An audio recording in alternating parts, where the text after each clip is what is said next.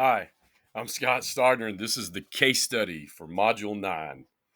I am going to assume the role of Principal Kim, Assistant Principal Kim, at Triscuit Middle School. Summarize the case, establish the facts, who and what is happening. Well, Kim's assistant principal, and I'm going to assume that role at Triscuit Middle School, tasked with the responsibility of leading her school's implementation into a new writing curriculum. Um, that she discovered during a leadership course of some sort in graduate school or graduate class. And she's trying to change the way teachers are doing evaluations and such and implement more writing. Excuse me. She's been attempting to combine her English language art experience as a teacher and so forth with results of what she discovered in the leadership class.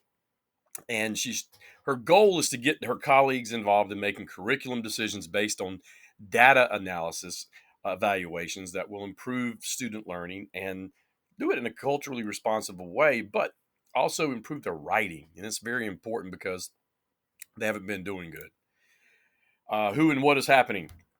Teachers mostly use lecture, old school, old fashioned, good old lecture. Take notes, and here's what's going to be on the test kind of thing. Textbook based instruction.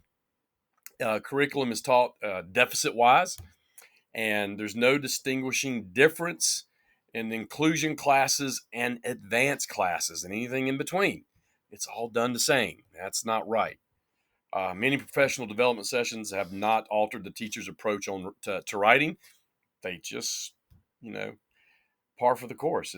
They're not doing it. So um, she is concerned, Assistant Principal Kim, with conventional evaluation methods that will be continued to use almost exclusively, reducing the opportunity for implementing cross-disciplinary writing.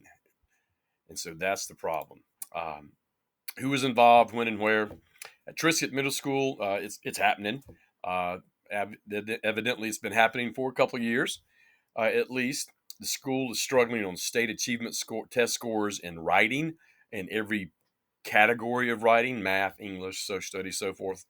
Um, there are 80 teachers at the school, and staff included, with 650 students. It is a middle school, 7th and 8th grade. They are resistant to developmental change in the curriculum, and they do not try very hard to teach writing across the board. They just don't, because the kids are no good at it, so why put the effort in, pretty much. Uh, Legal or ethical issues. Ethical issues, the resistance to change by teachers. They just don't want to do it. That's not making them better teachers. It's not giving the students the education that they deserve. And that's a little bit on the legal side, too. Um, Not much multicultural experiences for students. It's pretty just generically fashioned. Students do very poorly on short answer or essay questions, so teachers do not use them for evaluations. They don't do good, so hey, let's do matching and multiple choice, I guess. So, legal issues. The differentiated instruction is not taking place. By law, that has to be done, and this is a breach of contractual duties by the teachers. So that is an illegal, an legal issue. Excuse me, um, within itself. The harm that has been done is the lack of to implement a proper education for the students, because it's just easy not to do so, and that's the point. Synthesize. One sentence. Here we go. Triscuit Middle School is performing poorly on a state achievement test in writing and math. And the teachers are being very resistant to facilitating writing across the curriculum and data analysis that can be evaluated so that the students can improve their writing skills. Relevant facts known. People. Kim, the assistant principal, or me. That's, I'm taking her place. 650 students, which 80% are African Americans, 17% are white, and 3% are others. Student makeup in the classes consists of a mix of inclusion students, regular ed students, and multiple disability populations. So you have a great mix there. 80 teachers and staff members, the state coaches who are assigned to help the school with the implementation of 84-minute blocks and teaching focus. They're involved with this. Ellen, who came to work the school with the teachers on incorporating the use of a writing formula in instruction, and with students on formula writing for promoting future success in writing. Then the district administrators, um, who are helping implement a new system of instruction and curriculum with themselves, and obviously the principal, and to an extent, the parents will be involved. Oops, let me do this. Okay, place. Kim spent the last 5 years as an assistant principal at Triscuit Middle School. Her school is seventh and eighth grade, 650 students, 80 teachers and staff. The school is in the outer layer, the outer ring, if you will, of a very big metropolitan area, and it's part of the Rockford City School District. The school is considered urban, and the student population consists again, of a mix of inclusion students, regular ed students, and multi-disability students. Um, and they are seventh and eighth grade. Yes, I already said that. I'm sorry, I just got off the football practice field for spring ball. I'm kind of tired. Um, Program. Triscuit Middle School is a public school. I'm going to make that assumption because it's a part of Rockford City School District, and that does not sound like a private school. It serves seventh and eighth grade. Student makeup classes consist again of inclusion, regular ed, and multi-disability students. Parents are not involved in the school. Only 25% or a quarter of the parents attend conferences and open houses events, so they're not really involved at all. um, Triscuit is in the second year of the state AYP with assigned state coaches, like I mentioned earlier, to help implement proper use of 84-minute block and help teachers focus on effective academic instructional practices. Review and prioritize the information.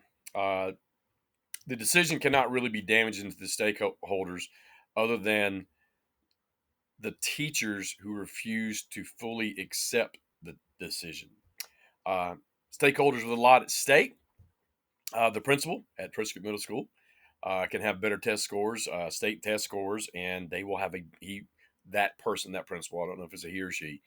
Will have just overall a better education experience for their kids.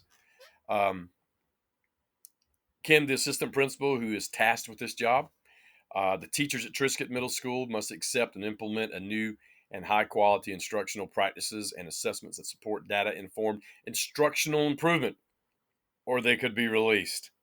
Um, they need to get on board. It's been going on long enough where they are not doing the job that they're supposed to be doing or need to do for these kids. Students of Triscuit can gain a more coherent, equitable, and high quality instruction in the new academic program of instruction. They will learn to write those short answers. They will learn to write those essays, and they will do so across the curriculum, not just in English class, social studies, and especially math for those state test scores. The parents of the students see their student better educated. Rockford City School District gets better state report card. The community gains better educated workforce. All important stakeholders have been contacted in this situation. Can I learn more about this situation? Why, yes, I can. I would like to know why this has been allowed to happen for years. Like, what's the deal? Why has this been allowed to happen? And I would start at the very top. I would start in the district. Why was this allowed to take place and to continue to take place? Like, and nothing be done about it. It would no real attempt to change. No assertive attempt to change. Do I know enough to make the decision? Yes, it has to be done. The students deserve a better education, more equitable, high quality academic instructional practices to achieve greater success, not just on the test scores, but in life. They need to know how to write. So, yes, I do know enough about to make the decision. Identify the options and the possible consequences. Not making a decision.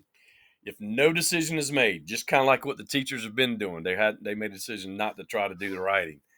No action when the teachers continue to rob the students of implementing the high quality instructional practices into the curriculum. They will just use the same old norm reference assessments.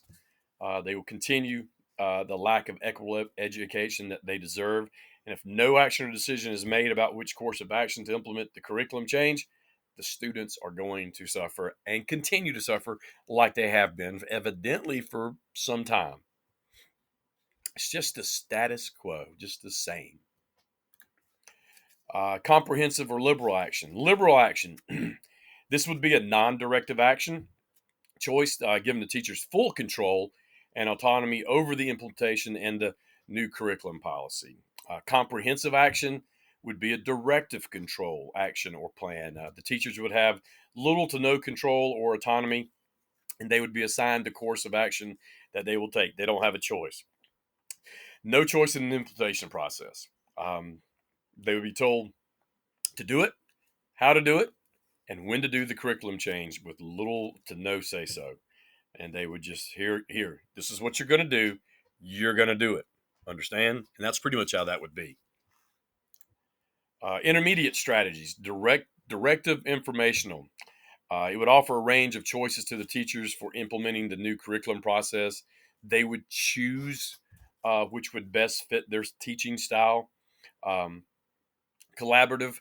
The implementation plan would be selected collaborative by the teachers and myself or Miss Kim, and we would work together to come up with a procedure or decision or choice that would be best, and that would be collaborative. I think I put that one in twice. Uh, Not making a decision or taking no action. The pros: teachers are not, uh, you know, they're not upset and do not have to make a commitment to change. Um, they've been teaching this way for a while. They just continue to do so. No change, no harm, nothing, no disruption in the style of teaching that they've been doing. They're comfortable with it and they proceed. It's less stress on me or Miss Kim. We try and implement this new curriculum change, this new instructional practices. I don't have to worry about it. Students will not be stressed about learning how to write short answer and essays in this new curriculum model. They will be less stressed. The cons to this: students will suffer the same lack of quality and equitable curriculum education that they have been missing out on. They have always had the bare minimum. They haven't been pushed to do what they should be able to do by now. The school and the district will get the same low test state achievement scores. It will show a lack of leadership by me to the district, to the school, to the students, and the community stakeholders. It was like he just doesn't want to make the effort to make the change and just let everything ride. And that's not showing a strong leadership capability. Liberal action. The pros of that: the teachers have full control and autonomy over the decision in developing and implementing this curriculum practices. It'd be less stress on me because the teachers are doing all the work. The teachers will feel more and very much more empowered, and they would feel more important to the school because they're involved in this very important decision making process and this creation, if you will. The cons: shows a lack of guidance and leadership because, again, I'm letting them do all the work and making the decisions. And in the past, their decision has been status quo, just not work too hard. The outcome of the decision might not be what is needed to be successful to implement a successful change in the curriculum. There might be a there might not be a standard procedure in a new curriculum practice, like a standard base, like here's what we're going to do, start from here and branch out. It could go all over the place. And then the students may suffer because of this again, because of the inconsistencies or the lack of direction or so forth. The comprehensive action. Pros: I would be in complete control of the decision making process on what and how to implement this change. The change would occur exactly how I think it needs to be done and when. And what this does is it shows a very strong leadership style because I'm making it happen and you have no choice. Oh, you've got a choice: either do it or we'll go find another place to teach. The cons: the teachers will feel totally inept and unvalued as a professional. There will most likely be a resistance uh, from the teachers and to this change. They don't, well, I'm not agreeing with this and don't want them to do this. I don't like this. And they could resist. demonstrating a lack of acknowledgement about teacher input. Don't care what you have to say. This is what you're going to do, kind of thing. Students will suffer because of a lack of acceptance and resistance by the teachers, and that's the big con there, if you will. Intermediate strategies: directive, informational. Still have control of what is to be offered as a change in the curriculum. Teachers will then have a choice of what they think works best for them. I know the strategies that I put forth will work, and it's still relatively standard across the curriculum, or standard base, if you will. Students will become better writers and have a greater chance of success on higher quality evaluations, such as state achievement test scores. The school and the district will have better state achievement test scores themselves. The cons: still might have some resistance from teachers who might not agree with my choices that they would have to choose from. It is possible that I might not choose the best route, the best choices. If either of those two above happen, then again, the students are going to suffer. Collaborative. Pros: the teachers will have more say in the choices and decisions on the implementation of that new curriculum. Um, I still will have some say in the choices. Teachers will feel more empowered and appreciated because they're getting a little bit more input. Um, it's a chance of acceptance by all the teachers is a little bit higher. Students will get a higher quality education overall. The cons: the teachers and I may disagree on the choices or decisions. I may be thinking one thing and they're thinking something way different, and that wouldn't be a good thing. It could be more resistance to change the way I think it should be done, and I would also be outnumbered in that thought process, most likely. Teachers could feel as though they have more control over the choice than I would. Students may still suffer because of a lack of agreement on what should be done. Um, Choose the best option. Well, for me, it's the intermediate strategy of directional informational. Um, how can my decision be implemented with the greatest care and attention of all stakeholders? After a lot of research and a lot of thought process going into this, I would create different relevant options to implement the new curriculum. Um, it wouldn't be just stuff thrown together. It'd be a lot of work put into it, and I would have a number of choices that can get the job done, um, and each teacher can select their style that would best suit their style. Excuse me. I would introduce the options in PD sessions with explanations on what and how they work. Students will be informed about the coming change, as will the parents and guardians. The district will also be informed and be called upon to help with training. Already got Ellen working, so I'm going to grab a few more, okay? Have all stakeholders been consulted? Yes. Teachers, district personnel, students, parent, guardians. Have identified creative options? Yes. All means of implementation have been thought of.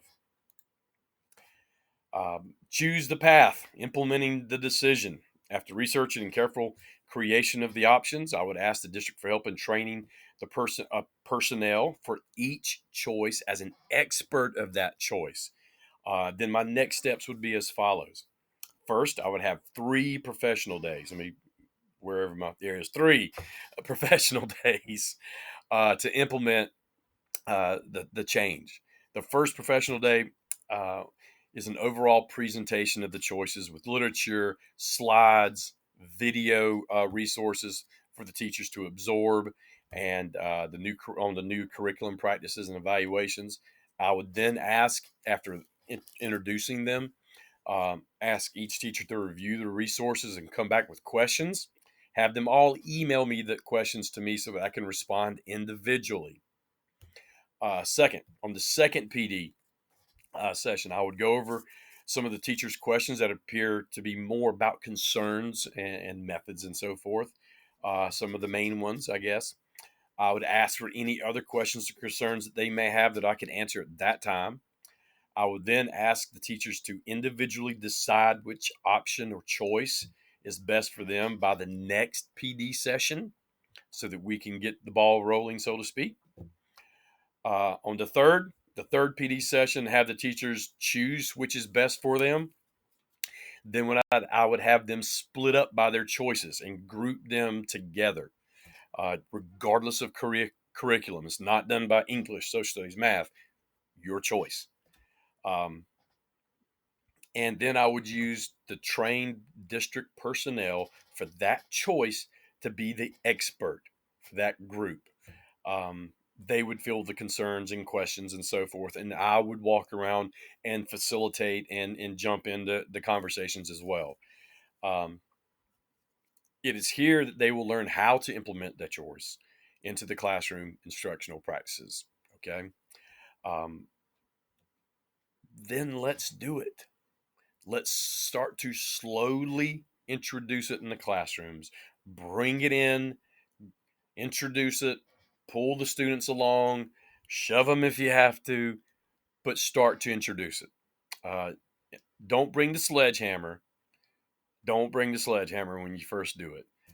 Ease it in there, okay? Just use a small hammer, if you will. Think about what may happen. There's a chance that some may not find the choices suitable for them and resist the change. The outcome of this will be the fact that what they're doing is not working, period. Change has to happen one way or the other. Don't want to be the other. Identify who needs to know. District office personnel, they need to assist me with the training and so forth. Principal also needs to assist and support my course of action. Teachers need to know why this is occurring and what will be happening. Students must understand that the change is for their success. Their success. Parents, guardians must know about the upcoming changes in the curriculum and why it's occurring. Why is this happening? Um, can I deal with this on my own? No. No, not going to happen. I need the help and support of the district office and the principal. The DO personnel must help me train the different groups and be there for the teacher support and so forth. It also shows that this situation is serious to the teachers and that the district personnel are there because they care and they want to help make this change happen. Um, warn, this is going to happen. The teachers have no choice. They have a choice. They really do. In what they would like to do. They will be trained and have all the support they need, but it's going to happen. Uh, if they don't want this change and don't want to follow through with this, they can go find somewhere else to teach. Okay. Plan B.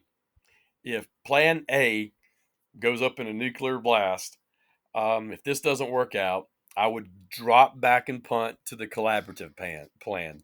I would have the teachers collaborate with myself and on how to implement the change. This will take a lot longer, and there will be many issues that will have to be worked out, but that would be my plan B.